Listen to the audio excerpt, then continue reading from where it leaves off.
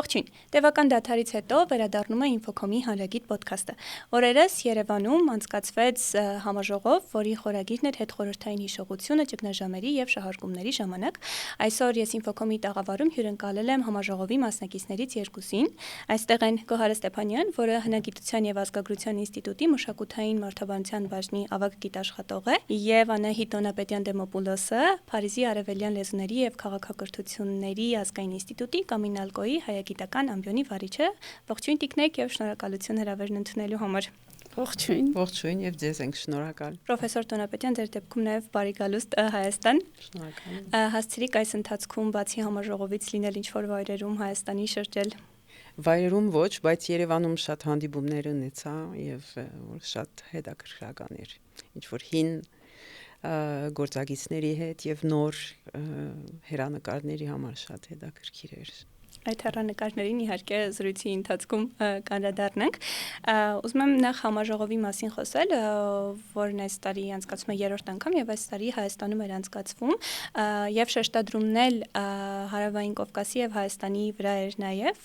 ընդհանրապես համաժողովի ուսումնասիրությունների, զեկուցումների թեման հիշողություններն են, հիշողությունները հատկապես կոնֆլիկտային ճգնաժամային վայրերում։ Տիկին Ստեփանյան, երևի խնդրեմ մի քանի բառով նկարագրեք համաժողովը, դրա թեմաները եւ անցնենք առաջ։ Այո, կարծում եմ, որ սա շատ նշանակալից իրադարձություն էր, ոչ միայն գիտական մեր կյանքում, այլև ընդհանրապես հանրային կյանքում այս գիտաժողովի անցկացումը Երևանում հիշողության ուսումնասիրությունների միջազգային ասոցիացիայի Պոսոկոմես խմբի տարեկան երրորդ գիտաժողովներ, ընդհանրապես նվիրված են նրանց գիտաժողովները հետ սոցիալիստական կամ հետ խորհրդային հիշողություններին եւ այս անգամ, ինչպես որ դուք նշեցիք, այդ ճգնաժամերի մասին հիշողություններին եւ շահարկումների ժամանակաշրջանում թիրախավորելով հատկապես Հարավային Կովկասը եւ այն, որ Հարավային Կովկասում գիտաժողովի անցկացման վայր էր ընտրվել Երևանը, նույնպես հատկանշական է, եթե հաշվի առնենք, որ խորհրդային վերջին նույնիսկ եւ հետխորհրդային ժամանակաշրջանում Երևանը նկատելիորեն ձևավորվել է ճգնաժամերի, պատերազմների, տեղահանությունների, ճգնաժամերի ազդեցությամբ եւ մեզ համար հատուկ կարեւորություն ուներ այս գիտաժողովի անցկացումը այստեղ, դրա համար նաեւ շնորհակալությունը երևի մեր պիտի հայտնենք եւ միջազգային գործընկերներին, որոնք տեսան Երևանը որպես այդպիսի կենտրոն, որպես այդպիսի կետ անցկացնելու եւ նաեւ մեր կան մասնակիցներին, տեղի մասնակիցներին, ովքեր ակտիվորեն ներգրավեցին եւ նրանց շնորհիվ է, որ հնարավոր դարձավ այս կարևոր իրադարձությունը կազմակերպել։ Բացի նրանից, որ գիտաժողովը ներգրավում էր 130 հետազոտողների, որոնք զբաղվում են հետխորհրդային կոլեկտիվ եւ մշակութային հիշողություններով առհասարակ, նաև գիտաժողովի մաս էին կազմում մշակութային կարևոր իրադարձություններ, ինչպիսին հատկապես ֆիլմերի ցուցադրություններն էին, որոնք մեզանում կապվում են տրավմատիկ հիշողությունների հետ, մասնավորապես Ավրորայի լուսաբացը, վավերագրական անիմացիոն ֆիլմի ցուցադրությունը հղելով ցեղասպանության հիշողությանը եւ մյուս ֆիլմը Շողակաթ Վարդանյանի 1489, որը փաստորեն 2020 թվականի 44-օրյա պատերազմի մասին հիշողություններ կամ դրա հիշատակումներ։ Բացի այդ, ես ուզում եմ ասել նաև, որ ընդհանրապես այս գիտաժողովը մեզ համար լավ հարթակ էր գիտական բարձրետ մակարդակով արցախյան մեր խնդիրը բարձրաձայնելու առումով եւ նաեւ այս առումով հատկանշական էր գիտաժողովի նախերգանքը, որը դարձավ նոր կրկին մեր ինստիտուտի աշխատակից, Հնագիտության ազգագրության ինստիտուտի աշխատակից Ռոզաննա Ծատուրյանի սեմինարը, որը նվիրված էր արցախցիների խոհանոցային եւ ուտեստային պրակտիկաների դիտարկմանը ճգնաժամի եւ տեղահանության համատեքստում։ Այս բոլոր առումներով կարծում եմ, որ արժանահիշատակի իրոք իրադարձության մասին ենք մենք խոսում։ Իդեմս այս գիտաժողովի։ Դուք նշեցիք, որ 130 եւ ավելի մասնակիցներ կային, որում աշխարհի տարբեր երկրներից եւ հետխորհրդային տարածքի տարբեր հատվածներին վերաբերող հիշողություններ էին եւ հիշողությունների ուսումնասիրության օրինակներ կային նաեւ Հայաստանից եւ արդեն նաեւ Արցախի, Արցախի վերաբերյալ ձեր երկուսի համատեղ զեկույցն էլ հենց վերաբերում էր Արցախից բռնի տեղահանված մարդկանց հիշողություններին, բայց մինչեւ կգանք նեղ այս թեմային, գիտեմ, որ Հնագիտության եւ ազգագրության ինստիտուտը վերջին ցավալի իրադարձություններով պայմանավորված Արցախի բնակիչների բռնի տեղահանումով հետազոտական ուղղություններին նաեւ ավելացրել է այդ խնդիրների ուսումնասիրությունը։ Կխնդրեմ մի երկու բառով հիշատակեք, թե այս ուղղությամբ ինչ հետազոտություններ են իրականացում, հետազոտական ինչ ծրագրեր կան, ինչ թեմաներ եք ձեր ուշադրության կենտրոնում պահում։ Նախ արդեն 3-րդ տարին մենք աշխատում ենք վիրտուալ Արցախ թվանշային բանավոր պատմությունների շտեմարան ծրագրի շրջանակում։ Այս ծրագիրը իրականացվում է Գյուլբենկյան հիմնարկության աջակցությամբ եւ մեր նպատակը արցախցիների հիշողությունների բանավոր պատմությունների գրանցումը եւ ժամանակակից թվանշային գործիքակազմով շտեմարանավորումն է եւ այս առումով մեզ համար շատ արժեքավոր է համագործակցությունը եղել եւ Անահիտ Տոնապետյանի եւ Վիկտորիա Խոշուձյանի հետ Ինալկոյի համալսարանից, որոնք իրենց փորձառությամբ հատկապես ես նկատի ունեմ արևելահայերենի արևակ կորպուսը որպես որոնելի այդպիսի մի համակարգ, այդ փորձառությունը նրանց մեզ համար շատ կարևոր էր եւ բացի դրանից նաեւ հիմա դրա կարծես զարգացումը այս ծրագրի եղավ ճգնաժամ եւ հիշողություն թվանշային բանավոր պատմությունների լաբորատորիայի հիմնումը գիտպետկոմի այդ հեռավար լաբորատորիաների ծրագրով,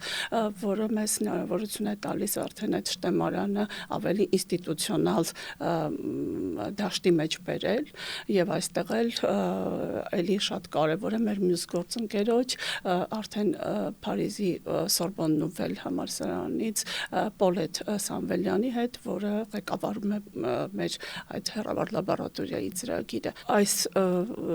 երկու ծրագրերի շրջանակում ավելի քան 150 բանավոր պատմություններ են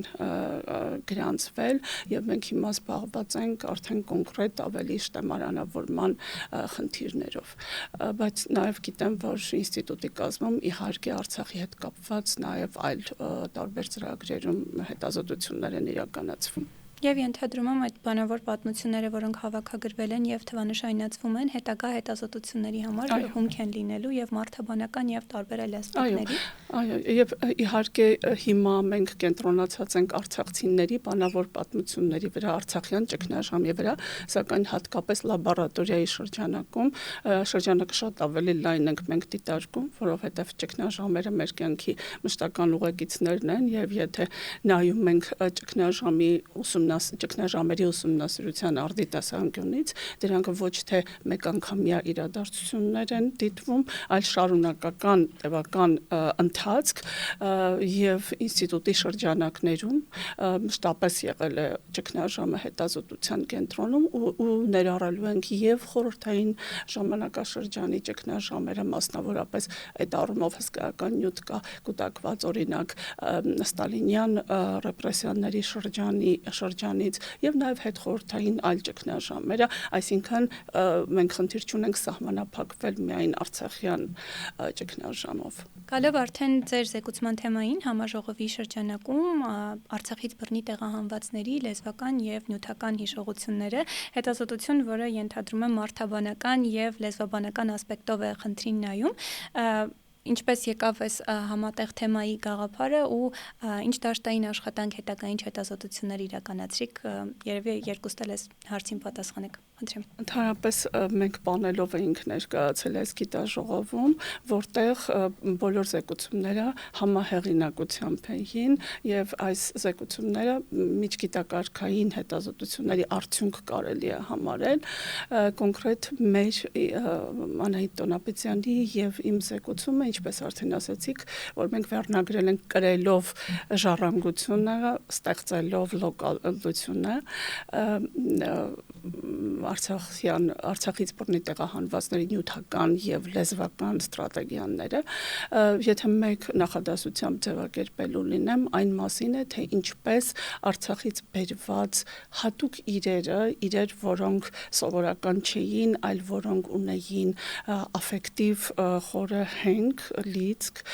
սիմվոլիկ նշանակություն, պատկանելության ցուցիչներ էին ինչ որ առումով, մի կողմից այս իրերը, իսկ մյուս կողմից լեզուն, որպես ոչ նյութական մշակութային ժառանգության կարևոր բաղադրիչ Արցախից դուրս Հայաստանի տարածքում, հայաստանյան բնակավայրերում արցախցիների համար դառնում է իրենց արցախյան լոկալությունը ստեղծելու միջոց են դառնում այդ ամենը լոկալություն կամ տեղայնություն տերմինն էլ օգտագործում ենք այն նույն իմաստով, ինչ որ այդ տերմինը օգտագործում է խոշոր տեսաբաններից մեկը մեր ժամանակների Արջուն Ապադուրայը լոկալությունը համարելով ոչ այնքան տարածական հասկացություն, որքան հարաբերական հասկացություն, որով մենք կապ ենք հաստատում տեղի հետ եւ տեղի միջոցով նաեւ հանրույթի հետ եւ պատկանելության այս տեղին եւ հանրույթին պատկանելությունը իրականացվում է տարբեր մշակութային պրակտիկաների միջոցով ու մենք նայել ենք հենց արցախցիների մշակութային պրակտիկաները այս առումով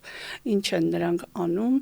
ինչպես է դա իրենց օգնում ստեղծելու իրենց Արցախը Հայաստանի տարածքում արդեն ու դա ինչպես է նպաստում դիմակայունության այդ ընդհանուր եւ ինտեգրացիայի process-ներին նրանց ընդհանուր առմամբ գաղափարը զեկուցման այս է եւ հատկապես լեզուն է այստեղ շատ կարևոր դաշ, որի մասին լեզվի մասին ավելի մանրամասն։ Այո, լեզվի հատկությունը նաեւ որ եւ մշակութային հիշողության առարկա է, որին հանդեպ կան սիմվոլիկ վերաբերմունք եւ ինչպես ասեց Կոհարը, աֆեկտիվ սիմվոլիկ այդ բարերը էլի գրգնեմ, բայց միաժամանակ լեզուն ունի ֆունկցիոնալ նաեւ նպատակ, այսինքն որպես հաղորդակցության միջոց։ Եւ մեր փորձառությունը որպես բուրքի լեզվային պրակտիկայի ուսումնասիրող այն է որ երբեմն այս երկու կողմերը, այսինքն սիմվոլիկը եւ ֆունկցիոնալը իրարու հետ բախման մեջ են մտնում, որովհետեւ այսինքն սովորական բնական վիճակի մեջ ուրեմն այս երկուսը կան կարող ես եւ արտահայտվում ես եւ հաղորդակցում ես այս լեզվովդ եւ միաժամանակ իր մասին ունես ինչ որ պատկերացումներ, ինչ որ կոլեկտիվ խոսույթ եւ այլն, այս երկուքը միասին են գնում։ Հիմա այն դեպքին, որ մենք ուզեցինք կոչել տեղափոխված լեզուներ,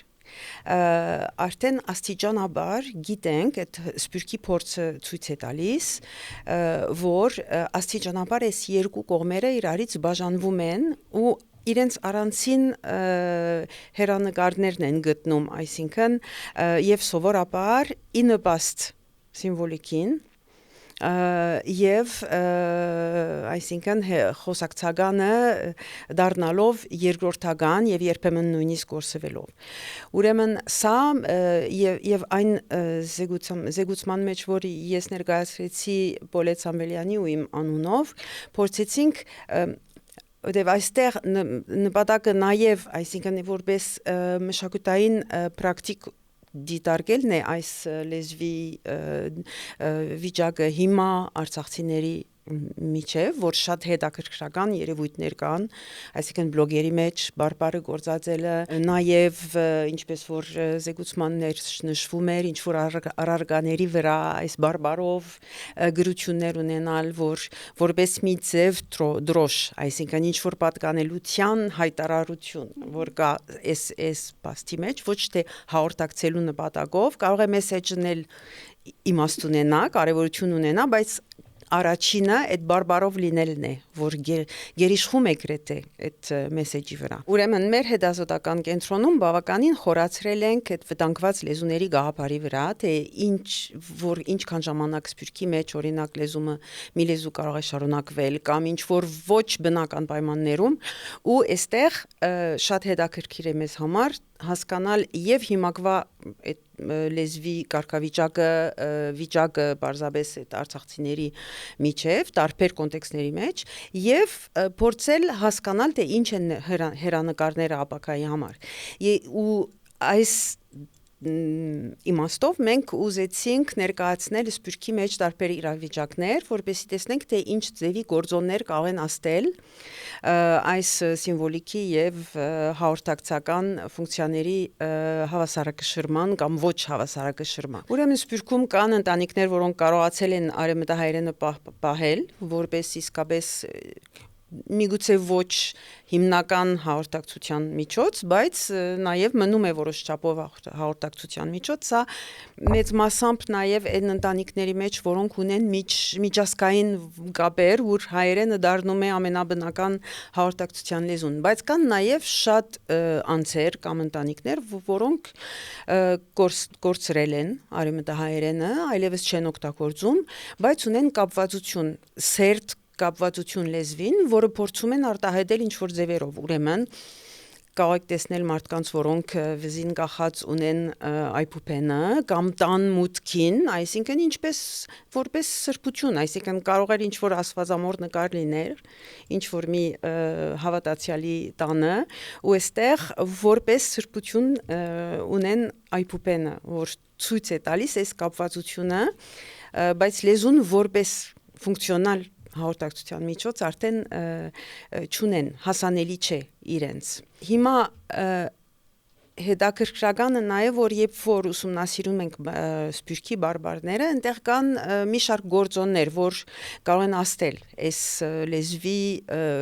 որպես հաղորդակցության միջոց, կորուստը եւ այլն։ Այնտեղ կա իհարկե ժամանակը, կա այստեղ խորը չեմ մտնի բոլոր չափանիշների մեջ, բայց կա ինչ որ շրջապատի վերաբերմունքը դեպի փոքրամասնությունները կամ կրոնքի տարբեր կրոնքի ազգերը, որ լրիվ փոխում է այս երկրի մեջ մերվելու կամ այսինքն այս երկրի ամբողջական ձևով քաղաքացի իրար ինքզինքը համարելու կարելիությունը, որ այսինքն ստեղծում է ինչ որ թաղամասների պահանջքը եւ նպաստում է լեզուն բահելու։ Օրինակ սա կարող ենք տեսնել Պարսկաստանում, Լիբանանում, Սիրիայում եւ այլն։ Ուրիշ արևմտյան երկրներում, որտեղ մշակույթը ավելի նա է, դիրապետող մշակույթը նա է, որին հանդեպ հայերը ցանկություն ունեն, ուրեմն արդեն ոնց որ ավելի հեշտ են ընկալում այս իրենց նոր ինքնությունը եւ այդ հայկականը դառնում է մի քիչ ավելի ֆոլկլորացված, ասենք։ Մնում են միայն, այսինքն այս ցայտուն սիմվոլիկ օրինակներ, սիմվոլիկ բան կամ ձևերը կամ գույները կամ ինչ որ կտորները կամ եւ լեզուն սրանց մի մասն է։ Փաստորեն Արցախի բարբարի դեպքում նույն խնդիրը կարող ենք ասել ձեր նշած երկրորդ դեպքն է, որովհետև իրենք մի միջավայրում են Հայաստանում, որտեղ իրենց շատ օտար չէ մշակութային եւ մնացած ասպեկտներով եւ փաստորեն այս վտանգը կարող է լինել։ Իհարկե ինձ համար օրինակ գիտաժողովի ժամանակ եղավ մի շատ հետաքրքրական բան եւ շատ լավ էր որ կազմակերպվել էր եւ կարծում եմ որ մասնակիցների մեծամասնությունը շատ գնահատեց, ուրեմն եղավ մի ցուցադրություն թե ժինգյալով հացը ոնց են պատրաստում։ Ուրեմն Թումանյան Սարսի Քրիստինեն եկել էր ու ցույց էր տալիս իրեն աշխատանոցները, որ ինքը կազմակերպում է, սովորեցնելու այս տեխնիկան, փոխանցելու ժինգյալով հացը պատրաստելու ձևը եւ ինքը մի քիչ sense ֆոլկլոր բան հագուստով եւ այլն ներկայացնում էր եւ իսկապես այդ մասնակիցների մեծամասնությունը պայքարելու բան շատ գոհ էին, այսինքն ինչ որ մի ժամանակ ինձ համար ոնց ասեմ ես դուրս եկա սեփական լեզվով խոսելը ինձ համար այս բարբարով ցանկացած բարբարով Երևանում խոսելը միշտ եղել է խնդիր, չէ՞։ ու ոչ թե այս ձևով ուրեմն այստեղ կա այս կարգավիճակի փոփոխությունը որ փոխում է նաև սա ներկայացնելու ձևը, որտեղ այնտեղ, քանի որ առօրյա պրակտիկա էր, կարիք չկար շաբիկի վրա պապիկ ու տատիկը ունենալ եւ այսինքն այս նշանները, այս բոլոր նշանները ցույց են տալիս, որ արդեն ֆունկցիան փոխվում է։ Իրականում երբեք այդ ասպեկտից չէի մտածել այդ դրա մասին։ Այս գործոնները, ինչպես ասացի, բազմազան են ու այդ գործոններից մեկը նա է թե որքանով տվյալ լեզուն շփում ունի ստանդարտ լեզվի հետ, ինչ որ այստեղ գրական են կոչում, բայց գրական ոչ հատկապես գրական լեզուն, այլ նորմատիվ լեզուն։ Եվ սովորաբար տեսնում ենք, որ երբ նորմատիվ լեզվի միջավայրի մեջ նույն լեզվի, այսինքն ինչ որ է Արցախի բարբարի բարական, չէ։ Ուրեմն ավելի դժվար է բարբարը բահել, որովհետև կա այս բարբարախոսի ամոթը, որ շատ վայրերում կա, երբ որ արդեն բարբարախոսը շփվում է գրական լեզվի հետ, շատ արագ հասկանում է, որ այս գրական լեզվին հանրությունը ավելի շատ արժեք է տալիս, ուրեմն արդեն ինքը արժեքազրկվում է որպես բարբարախոս։ Ուրեմն այստեղ արցախցիների մեջ չկա այս երևույթը։ Ու սա մի եզակի դեպք է կարող եմ ասել, որ կարելի է միջազգային տեսակետից համարել եզակի դեպք, որին կարծեմ հիմքը միայն քաղաքական կարող է լինել, բայց հիմա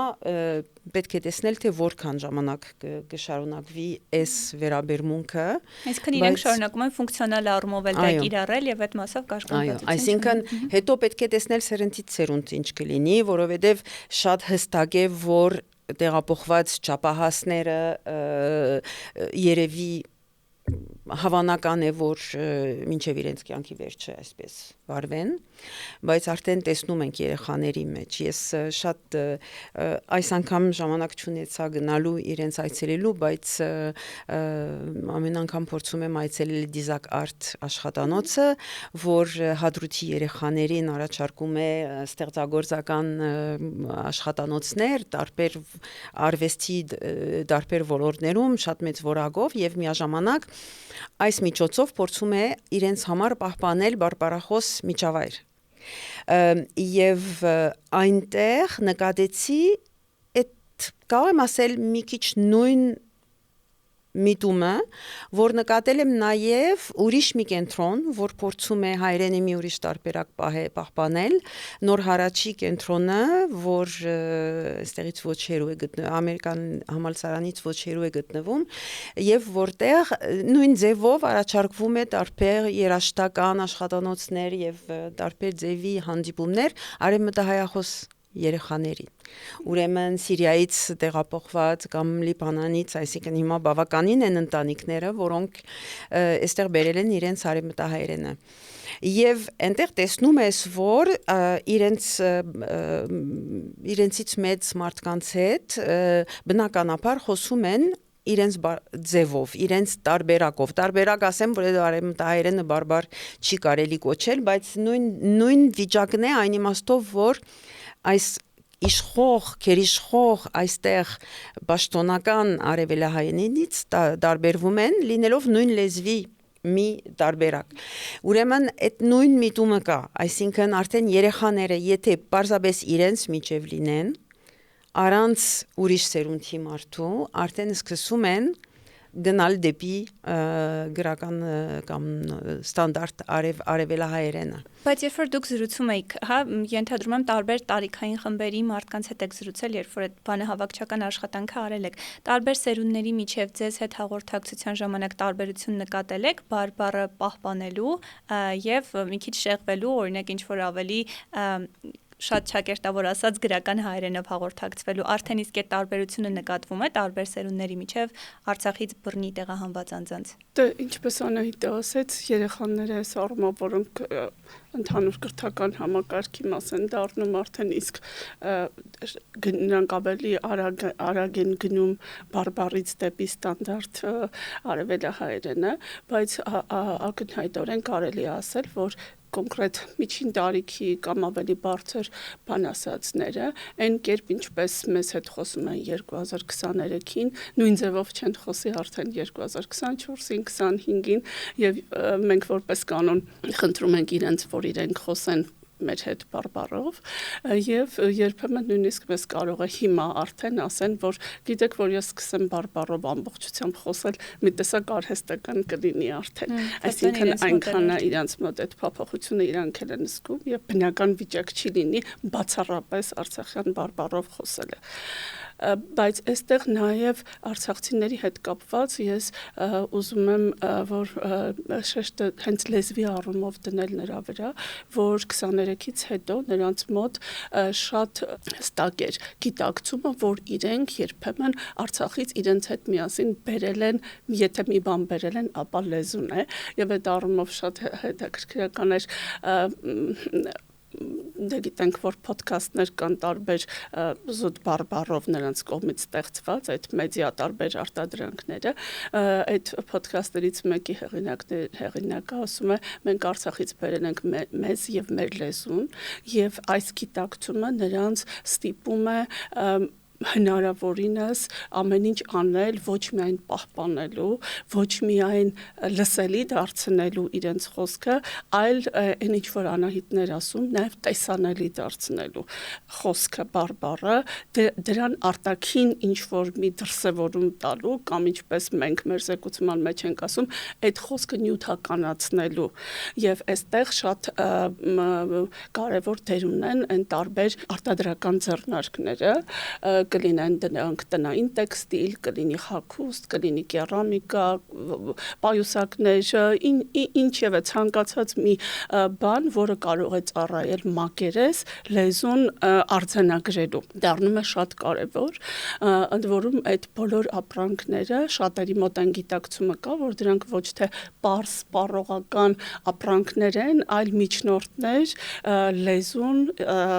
ավելի հանրայնորեն ճանաչելի դարձնելու եւ պատկանելության տեսանելի ցուցիչ որպես ներկայացնելու առումով։ Իհարկե կան բազմաթիվ նախաձեռնություններ, բայց հատկապես ես կուզենայի մեկի մասին շեշտել՝ Մինթաքուն տեղ ձեռնարկության մասին, որի բրենդի ստեղծողը Սերփուհի Վանյանն է, որը ստեղծում է ուղեգորգեր, սփռոցներ, տարբեր եւ այդ շապիկներ, որոնց վրա եւ ֆոլկլորային բարբառն է, տարբեր առած ասացվածքների տեսքով եւ առօրյայում իրենց կողմից օգտագործված զրույցները, հա, մտերմիկ զրույցներ, օրինակ շարք ունի իր արտադրանքը, որտեղ սովորական խոսակցական տեքստեր կարող են ոչ միայն արտահայտություններ, այլև խոսակցական հենց տեքստեր, օրինակ հագուստի վրա։ Հետաքրքիր է նաեւ ինտերակտիվ բնույթը այս արտադրանքի, երբ որ օրինակ գրվում է շապիկի վրա ինչ որ մի տիպիկ արցախյան բարբառին բնորոշ բառ, ենթադրենք ճղոպուր, ընկույզ, եւ դրա հետ մեկտեղ դրվում է այսպես քարտ, ասա քո լեզվով, որպեսզի գնորդը նաեւ փորձի մտածել եւ նաեւ նախ մտապահել ճղոպուրը եւ հետո մտածել իր խոսվածքով ինչպես կլինի այդ բառը։ Այսինքն այս բոլոր պրակտիկաները եւ ջանքերը ընդհանրապես խոսում են այն մասին, որ մարդիկ ունեն իրոք այդ լոկալությունը իրենց կերտելու պահանջը, դա կլինի լեզվի ձևով, կլինի տարբեր podcast-երի ձևով, արտադրանքի ձևով, այնտեղից բերած իրերի ձևով, որոնք իրենց այսօրվա տներում առանձին ցուցադրական անկյուններ են դարձել։ Ես նկատի ունեմ օրինակ Արցախից բերված հատկապես հողը, ջուրը սրվակով, քարերը բակից, տան բանալինները, պետական սիմվոլները, դրոշը, զինանշանը, այս ամեն ինչը դուք նրանց տներում կտեսնեք հավաքված մի դարակի վրա կամ մի տարայի մեջ, որոնք ոչ միայն իմ կարծիքով հուշային կամ մնեմոնիկ հիշողությունը արտնացնող, խթանող տարածքներ են, իհարկե այդպիսին են որպես անկյուններ եւ այս առումով կարող ենք համեմատել օրինակ տանց սրբերի հայտնի երևույթի հետ, որ մեր ավանդական կյանքում եւ նաեւ ժամանակակից կյանքում ունենք, բայց նաեւ դրանք այդ լոկալությունը Արցախը կերտելու վկայություններն են նոր տարածքում։ Մեկ այլ դեպքում դրանք կարող են լինել լուսանկարները, օրինակ մեդիա այդպես նյութերից մեկում մի կնոջ մասին էր, որը իր բնակավայրի լուսանկարներն էր տպել ու տեսանելի պատի մի անկյունում ամրացրել, ստեղծելով իր Արցախը, մեկ ուրիշը այնտեղից բերած բույսեր, ծառ, թուփ, ծաղիկ, այստեղ իր տան բակում աճեցնում էր հնարավորինս մոտ միջավայրը վերականգնելու։ Ընդհանուր առմամբ մեր զեկուցումը հենց այս մասին էր, թե ինչը ու սրանց մեջ նաև լեզուն ամենակարևորը, որ ինքը լինելով ոչ նյութական մշակութային ժառանգության բաղադրիչ, այնուամենայնիվ իր կրվող, փոխանցվող լինելը դեռևս բավարար չէր, ինքը նաև նյութականանալու կարիք է կարծես թե զգում գոնե այս этаպում, երբ որ իրենք դեռ երկար ժամանակ չի անցել, հա, տեղահանությունից հետո։ Հարցս երկուսիդ է ուղղված, երբ որ համեմատում եք, երբ որ նոր եք սկսել, հա, թեման ու հիմա արդյոք Արցախի բարբառից սկսել եք հասկանալ ինչ որ արտահայտություններ, ինչ որ զրույց ծավալել, թեկուզ փոքր ստացվում է։ Ճիշտն ասած, ես մոտ եմ շատ արցախյան բարբառին, երբևէ խնդիր չեմ ունեցել։ Այդպես դրա համար չեմ կարող օբյեկտիվ ասել։ Օբյեկտիվ ասել։ Դուք պրոֆեսոր տարբեր լեզուների հետ գործ ունեք։ 97 թվականից գնում էի Արցախ ու առաջին անգամ որ եղել էի, որ փորձում էին ինձ արչև ռուսերեն խոսել, որ չհասկանամ, ստիպեցի իրենց ասել, որ ռուսերեն շատ լավ եմ հասկանում, ավելի լավ է ձեր լեզվով խոսեք, բան չեմ հասկանում։ Ուրեմն, բայց սրանից ի վեր բավականին դաշտային աշխատանք արեցինք Արցախում, ուրեմն աստի ճանապարհ սկսել եմ ոնց ասեմ, մի 40% հասկանալ, խոսալ չեմ համարձակվի, բայց հիշում եմ մի դեպք, երբ Սոսի կողմերի մի գյուղում ինչ որ տատիկի էր հանդիպել, որ շատ մեծ էր տարիքով ու որոշեցինք ձայնագրել։ Ու ինքը սկսել էր խոսում ոչ մի բան չէի հասկանում, ես էլ ցույց էի տալիս, որ հասկանում եմ, որ աշխուժ մնա եւ շարունակե խոսել։ Ու հանկարծ կեցավ ու ինձ նայեց ու ասեց. «Աղջի, դու հայերեն գդում չես»։ Հենց որ այսպես նայած երբ, բայց պետք է ասեմ, որ 97-ից մինչև 2013 կարծեմ վերջին անգամն է, որ Արցախ կարողացա գնալ, բավական մեծ փոփոխություն եղավ բարբարի մեջ, որովհետև առաջին նույնիսկ այնտեղ գրականի աստեցությունը զգալի էր, որովհետև առաջին տարին որ գնացի, երբ որ գնում էիր ովևէ պետական համակարգ, ես այնտեղ ինչ որ նաև նախարարություններում փորձում էի տվյալներ հավաքել քաղաքականության մասին, լեզվական քաղաքականության մասին իհարկե, ուրեմն այնտեղ տեսնում էի, որ ամեն մի պաշտոնյա իր սեղանի վրա ունի բառարան, ինչ որ ժամի ասում է չեմ կարող հայերենի դասսե, այսինքն ինչ որ քաղաքականություն կար, որ պետք է բոլորը սովորեն գրական հայերենը, որովհետև մինչև այդ գրականի դերը խաղում էր ռուսերենը։ Իսկ աստիճանաբար այս երևույթը արդեն դադրեց, ուրեմն կարիք չկար, բոլորը արդեն տիրապետում էին որոշ չափով գրական արևելահայերենին ու այդ ժամանակին արդեն զգալի էր երիտասարդ սերունդների բարբարի խոսելը ավելի հասկանալի էր մեզ համար, քան նախկինում, այսինքն աստիճան, գիտեք, այդ գրականի եւ բարբարի միջև տարբերությունը սրանով է հետաքրքրական, որ երբ որ ուրիշ լեզու է,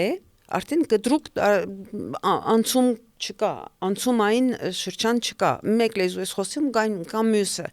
Եթե բարբարից գնում ես դեպի գրական կամ հակառակը, այստեղ կան ահագին անցումային օղակներ։ Ուրեմն չես էլ հասկանում, որ հեռանում ես մեկին ու անցնում ես մյուսը։ Ու այս երևույթը արդեն զգալի էր Արցախում։ Եվ շարունակվի հատկապես երևի այս պայմաններում, երբ որ այս միջավայրում են։ Ես օգտվելով առիթից, որ Հայաստանում եք, այստեղ եք եւ մեր տաղավարում եք, չեմ կարող նաեւ չհարցնել Ինալկոյի հայագիտական ամբիոնի մասին, որը կրթական եւ հետազոտական գործունեություն է ծավալում, հիմնականում ձեր ուսումնասիրությունների կենտրոնում դե արևմտահայերենն է, բայց նաեւ պիտի խնդրեմ պատմեք հայագիտական ամբիոնի մասին, թե այնտեղ ինչ կրթական ծրագրեր ունեք եւ հետազոտական առումով արևմտահայերենի եւ առհասարակ հայերենի հետազոտությամբ արդյոք հետաքրքրված գիտնականներ կան եւ Սփյուռքում եւ ինչու ոչ նաեւ, չգիտեմ, Ֆրանսիայում։ Ինալկոն շատ հին հաստատություն է, որը ստեղծվել է Նապոլեոնի կողմից, այսինքն 2 դարուց ավելի պատմություն ունի։ Նպատակը նա էր, որ Նապոլեոնի արշավներից բերած ձեռագրերը ուսումնասիրող մասնագետներ պատրաստվեն։ Ուրեմն սրանից ի վեր շատ է աճել Ինալկոն, հայերենը 4 առաջին լեզուներից էր, որ դասավանդվել են այս դպրոցից ներս, իսկ հիմա արդեն 100-ից ավելի լեզու է դասավանդվում, այնտեղ հայերենը համարվում է միջին, ասենք, ծավալի, ուսանողների ծավալով միջին լեզուներից։ Ես այս ամբիոնի վարիչն եմ 91 թվականից, շատ բավականին ջահել էի, երբ սկսա,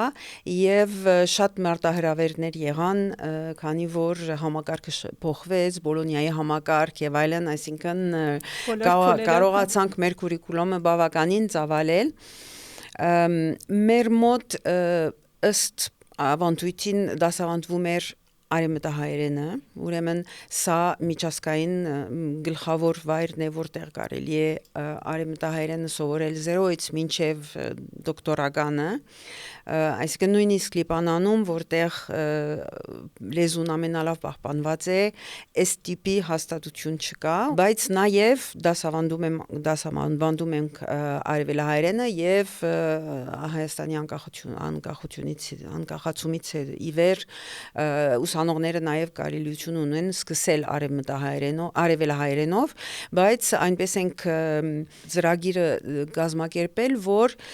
երբ որ հասնում են բակալավրի 3-րդ տարվան, արդեն տարբերություն չկա երկուսի միջև, չէ որ լեզուները նույնանում են, ուզում եմ ասել, որ դասերը չեն ասում, թե այս դասը արևմտահայերենի, մյուսը արևելահայերենի է, կամ մամուլի լեզու կա, թարգմանություն եւ այլն, ինչ ուզես, եւ բոլոր դասերի մեջ երկու, այո, ունեն մի ակտիվ տարբերակ եւ մի пассив տարբերակ, եւ պետք չէ որ իրենց համար խոչընդոտ լինի այս երկու տարբերակներու մեջ տարբերությունը, որպես հետազոտական աշխատանք, այդպես է եղել, որ գլխավորապես լեզվաբաններ ենք, երկար ժամանակ Գրիգոր Բելեդյանը մեր կազմի անդամ էր եւ ինքը որպես գրականակետ, գրող իհարկե, Սփյուռքի արևմտահայախոս խոշորագույն գրողը հիմակվա, բայց հետո Վիկտորիա Խուրշուդյանը եկավ, որ ինքն էլ է լեզվաբան, արդեն մեզ մոտ գրականությունն էլ շարունակվում է դասավանդվել, բայց ոչ մշտական պատմություն, մարդաբանություն, մանկավարժություն եւ հետազոտական տեսակետից, ուրեմն մեր գլխավոր գործունեությունը եւ լեզվային նյութ հավաքելն է, ու այս առումով է, որ ոչ միայն Արցախում, նաեւ Սիրիայում եմ եղել 2008 թվին եւ ահագին նյութ հավաքել բարբարներից, որ չգիտեինք այդ ժամանակ, որ արդեն այս դիպի միջավայրը համարյա որ վերանալու է եւ ուրեմն Վիկտորիա Խուրշուդյանը, որ արդեն 15 տարուց ավելի է, բախնում եմ սխալ ասել իր մեր գով մտնելու թվականը, բայց արդեն բավական վաղուց, այսինքն ինքը դոցենտ է։ Վիկտորիան Մոսկվայի խումբի մաս էր կազմում, երբ որ Արևակ ծրագիրը, որին Գոհարը ակնարկեց քիչ առաջ, ստեղծվեց, այսինքն արևելահայերենի համապարփակ շտեմարանը, եւ հիմա Վիկտորիայի գլխավորությամբ կարողացել ենք գրանտ ստանալ, բավական կարևոր, որպեսզի այդ թարմացվի այս կորպուսը եւ նաեւ այնտեղ մտնեն հայերենի այլ տարբերակներ, ուրեմն երևի այս տարվա վերջում լույս տեսնի ամբողջական մի հայերենի կորպուս շտեմարան, որի մեջ կլինի գրափար, միջին հայերեն, գրական արևմտահայերեն, արևելահայերեն եւ բարբառներ, ուրեմն լեզվաբանական ուսումնասիրության լավ նյութ կլինի, այո, որտեղ կարելի է որոնել այս ամբողջ կորպուսը միասնաբար։ Ուրեմն եթե ուզում եք մի բարի պատմություն ուսումնասիրել կամ ինչ որ մի լեզվաբանական հատկանիշի պատմություն ուսումնասիրել, կարելի է մետեղով։ Ու մենք նաև այս կորպուսի տեսակետից է, որ ուզում էինք բերել բարբարային նյութեր եւ այսպես է, որ մոտեցանք մեր, այո, եւ այս համագործակցությունը ստեղծվեց։ Նաև ասենք մեր ուսումնական ծրագիրը հարստացել է COVID-ից հետո մի նոր ծրագրով, որի արդեն փոքր անունը եղել է իմաս, որ այդ անունով արդեն սկսում են իրեն ճանաչել, International Masters in Armenian Studies։ Սա այդ COVID-ի առցանց դասավանդելու փորձառությունն է, որ ինձ մղեց դեպի հին մի երազ, այն էր, որ մեր թիմը, որ այնքան ուժեղ է, կարողանա Փարիզից դուրս էլ արձագանք շողակայթի եւ ուրիշ տեղից ուսանողներ էլ գան մեր մոտ, քանի որ իսկապես եզակի գիտելիքների եւ հմտությունների վայր է, այսինքն կան Սփյուռքում կան շատ ամբիոններ հայագիտական, որ ամեն մեկը ունի իր հետազոտական մասնագիտությունը, բայց այսպիսով բոլոր գիտակարգերը միասին եւ նաեւ շեշտը լեզվի վրա չկար։ Եվ իմ փորձառությունը Սլիպանանում եղել է 3.5 տարի հրավիրյալ դասախոս Բեյրութի ամերիկյան համալսարան, բավական շփում ունեցել եմ տարբեր համայնքների հետ, նաեւ մասնակցել եմ Գյուլբենկյան հիմնարկի տարբեր ծրագիրների արևմտահայերենի այսպես բարգավաճման ուղղությամբ եւ այս գիտակցությունը ինձ բերավ դեպի այս ծրագրի մտահղացումը, որի նպատակը այն է, որ արևմտահայերենով դասավանդվեն բոլոր հումանիտար առարկաները այն ուսանողների համար, որոնք գտնվում են աշխարհի ովևէ ծակը, միայն թե համացանց լինի։ Ուսուցիչների համար շատ օգտակար է, որևէ իրենց ցույց տալիս մաստերս ձեռք բերելու ինչ որ որոշ երկիրներում մեջ պարտադիր է, որպեսզի կարողանան շարունակել նույնիսկ դպրոցները գոյություն ունենալ, բայց միաժամանակ նպատակը նա էր, որ գիտեք 2010 թվականից արևմտահայերենը հռչակվել է վտանգված լեզու ՅՈՒՆԵՍԿՕ-ի կողմից։ Եվ սրանից հետո քաչալերվել են շատ նախաձեռնություններ, որոնցից մեծամասնությունը ուղղված է դեպի սկսնակներին։ Հո սկսնակներով չես լեզու փրկելու, որովհետև այդ լավ խոսողներին, որոնք միջավայր չունեն, որոնք խեղճուկ միջավայրի մեջ են ապրում հայախոս, կարելիություն չունեն իրենց հայրենը զարգացնելու, իսկ մի լեզվի կենսունակությունը ինչ որ մի շղթա է լավ խոսողից մինչև սկսնակը։ Եվ ես մտածեցի, որ այս որ մնացած այս լավ խոսողները, որոնք մեծ քանակով գաղթել են Սուրիայից, Լիբանանից, այսինքն շատ բուրն գաղթականության շրջանի մեջ ենք հիմա, ուր այս համայնքները քանդվում են, այս մարդիկ գտնվում են այլ վայր, եւ շատ հաճախ Սփյուռքի մեջ մեր համայնքի գազམ་ակերպությունները կամ հայերենով չեն գործում, կամ նույնիսկ եթե հայերենով գործեն, մնում են հայրենասիրական խոսակցությունների վրա, ինչ որ շատ առօրյա խնդիրների վրա, այսինքն ինչ որ մտային գործունեությունը վարել արևմտահայերենով կարծես թե չկա։ Այսինքն այս մագիստրոսական ծրագիրը ակադեմիական մակարդակում արևմտահայերենով հաղորդակցվելու ինչ որ նաև թույլ է տալիս քննադատական մոտեցումով մոտենալ այս հասկական նյութերին, որ կարիք կա սրան քննադատական ասում եմ, չեմ ասում որ ասկայի նկատել, ասում եմ պարզապես մոտենալ գիտության այդ համակարգով, որպեսի կարողանալ մի քայլ հետ գնալ, որպեսի սրան դիտել ավելի առարկայական օբյեկտիվ ձևով եւ արդեն 4-րդ տարին է որ գործում է այս ծրագիրը ամեն անգամ որ մի երկիր եմ գնում որտեղ ուսանողներ ունենք հավաքվում ենք այստեղ անցյալ շաբաթ հավաքվեցինք կարծեմ 12 հոգի էինք մեր շրջանավարտներից եւ ուսանողներից որոնցից մի մասը Սփյուռքից հաստատված են այստեղ գամ նաև ունենք մի քանի ուսանող, որ այստեղից էլ արձանագրվել են մեր ծրագրին եւ այստեղ գտնում են մի եզակի կարելիություն շփվել սփյուռքյան իրական իրողության հետ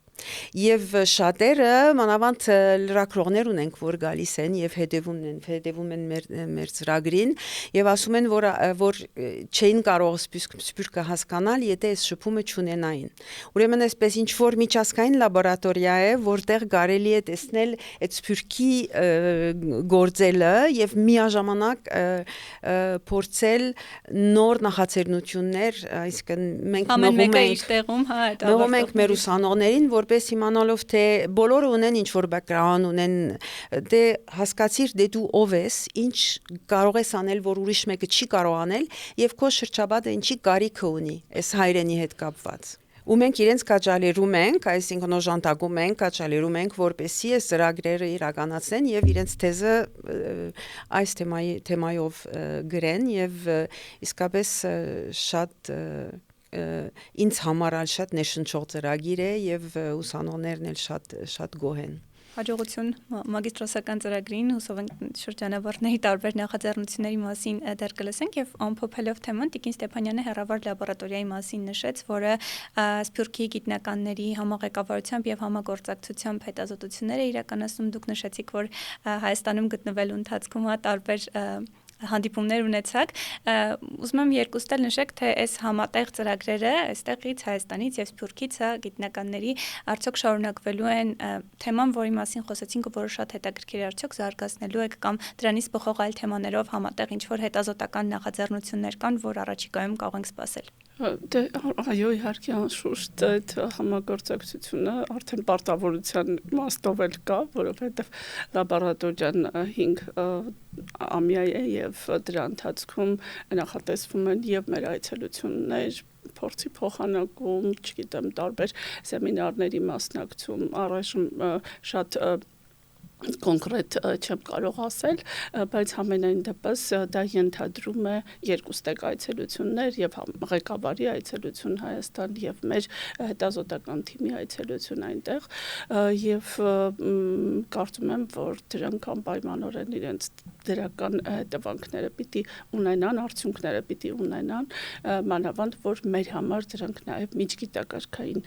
հնարավորություններ են ստեղծում, որովհետեւ մենք բոլորս մշակութային մարդաբաններ ենք, բայց առնչվում ենք լեզվաբանների հետ եւ այս առումով մեր համագործակցությունը մի ուրիշ աստիճանի որակական պատկեր արդյունք կարող է տալ հուսամ Ես հուսամ, որ այդ դրա շրջանակում դեռ զրուցելու առիթներ կլինեն։ Պրոֆեսոր, դուք համագործակցությունների մասով ինչ ունեք։ Այո, մինչև հիմա շատ հետաքրքրական համագործակցություն ունեցանք եւ մտքերի եւ մեթոդների փոխարինում, որտեղ մեթոդաբանությունը, այսինքն մեր մասնագիտությունները երկուսն էլ դաշտային աշխատանք են ենթադրում, այսինքն գնում ենք, շփում ունենք լեզվագիրների հետ եւ այնտեղ կան ինչ որ մեթոդներ, որպեսի չշեղենք լեզվագիրը իր օրինակ առաջ ասում էիք, թե արդյոք ոնց են երեխաները մեզ հետ խոսում, բարձրապես շատ դժվար է բարբարախոսից բարբար ստանալ, երբ որ դու բարբարախոս չես, որովհետև բարբարախոսը վարժ է, երբ որ խոսում է գրական խոսողի հետ, անցնում է գրականին եւ իր մտերիմների հետ է խոսում բարբարով, ուրեմն այս ուղությամբ ես շատ հետաքրքիր հանդիպում ունեցա այս անգամ մի լուսանկարչուհու հետ, որին հետևում էի Facebook-ի վրա եւ ուզում էի ծանոթանալ, Արփի Գաբրիելյան, որ Ջավախքից է եւ սովոր է նյութ հավաքելու եւ ավանդական կյանքից եւ բարբարից, ինքն էլ է բարբարախոս եւ օրինակ ինքը ասեց, որ եթե նպատակ ունենանք Ջավախք գնալու, ինքը մեր հետ կգա ու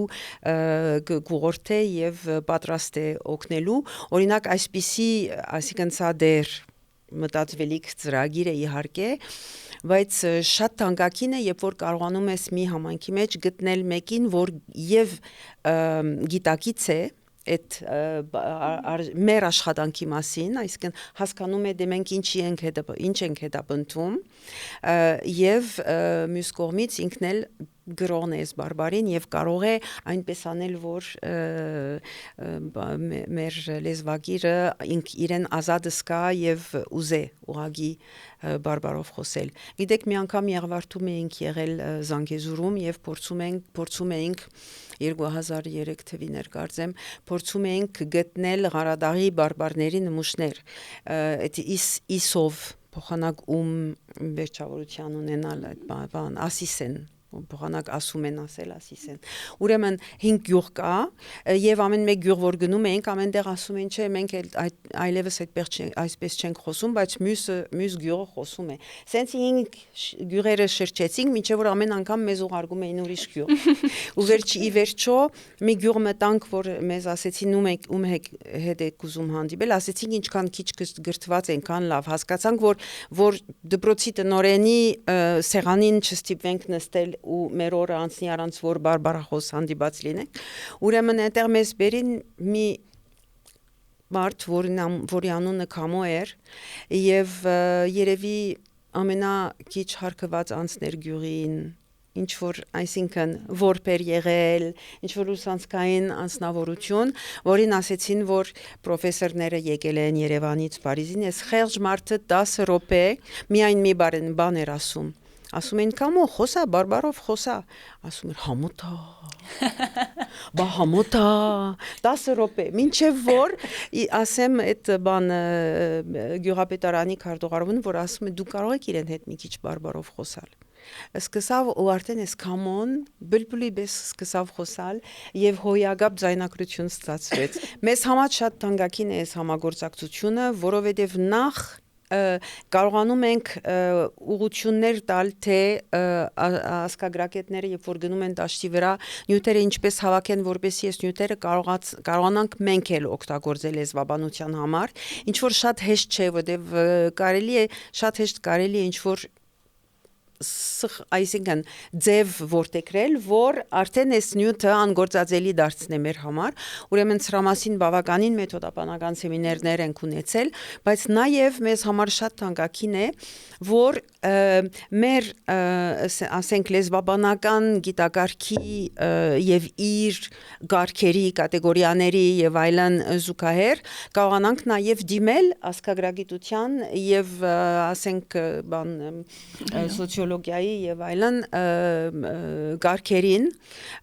որոնք երբեմն, այսինքն անհրաժեշտ են որոշ բուն լեզվային երևույթներ բացատրելու համար։ Ու միշտ այդ միջգիտակարգային հատման կետերում ամենահետաքրքիր թեմաներն են, չէ, հետազոտական գալիս։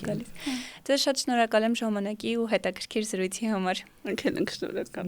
Շնորհակալություն ձեզ։ Ես հիշեցնեմ, որ իմ զրուցակիցներն էին Գոհար Ստեփանյանը, Հնագիտության եւ ազգագրության ինստիտուտի մշակութային մարդաբանության բաժնի ավագ գիտաշխատող եւ Անահիտ Դոնապետյանը, Փարիզի արևելյան լեզուների եւ քաղաքակրթությունների ազգային ինստիտուտի հայագիտական ամբիոնի վարիչը։ Հաջողություն։